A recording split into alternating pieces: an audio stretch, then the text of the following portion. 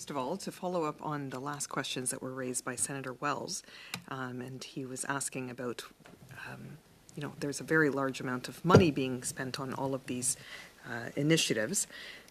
$4 trillion now seems to be a number that's been thrown out, and with that 1.5% of Canada's percentage of the global emissions. But you can't tell us how much, if at all, Canada's 1.5% will decrease with all of that money being spent. So I guess my first question to you is, don't you do forecasting to provide advice to your ministers and that type of thing about, okay, when we spend this much money, this is the forecast amount for this year out and this year out? Don't you do that type of forecasting? So a couple of points, Senator, that the $4 trillion was a reference to a study that we haven't done, and my read of that study was that was an economy-wide cost over the next 30 years, so not an expenditure of the government today. Nonetheless, regardless, yeah. Sorry. Regardless. Yeah. So, yeah. But there are costs in the short term to decarbonizing the economy. I think we've been through this a few times in this meeting.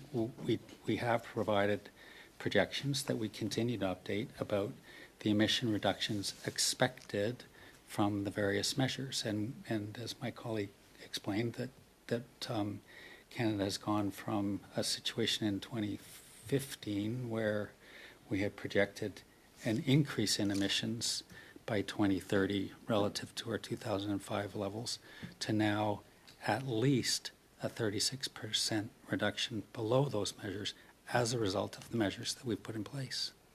By 2030, but what about currently? We're still going off, right? Like that's the last information we were receiving is in the last few years. We're still increasing. We're not decreasing yet. So my colleague can speak in more detail to the actual trend, but in general, the trend in Canada is flattening. Right? And we are now projecting that it will decline.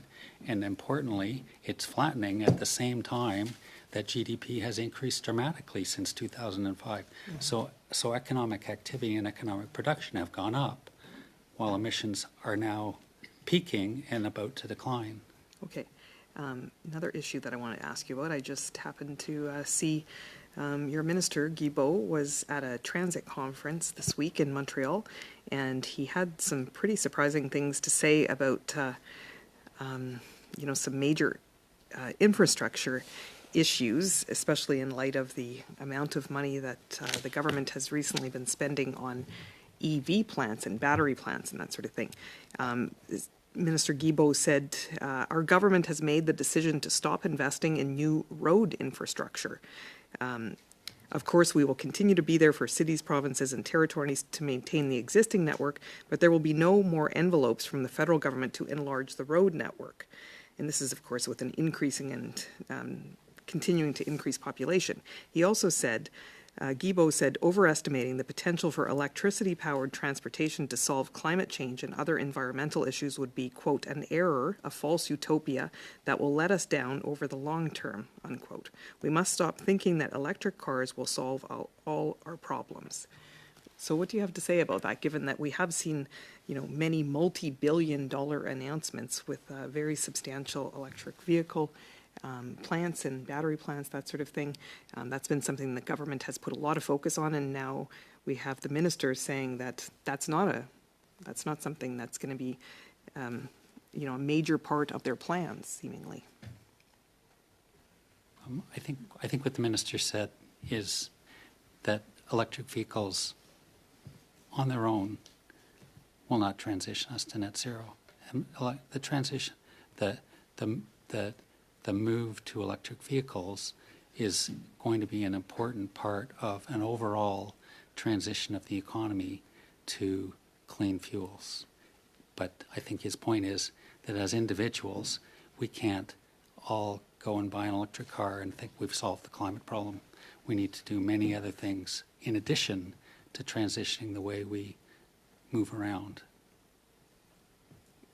You don't think that we're going to need additional road networks in Canada with and additional investment from the federal government, given the amount of population increase and that sort of thing? People are still going to be driving, whether it's regular cars or electric cars or what have you. I mean, we're not going to eliminate cars. Senator, I think you've got the wrong panel to respond to a question like that. We're not responsible for Environment? Well, you asked That me was about the investment in environment roads. minister, yes. It's an unusual.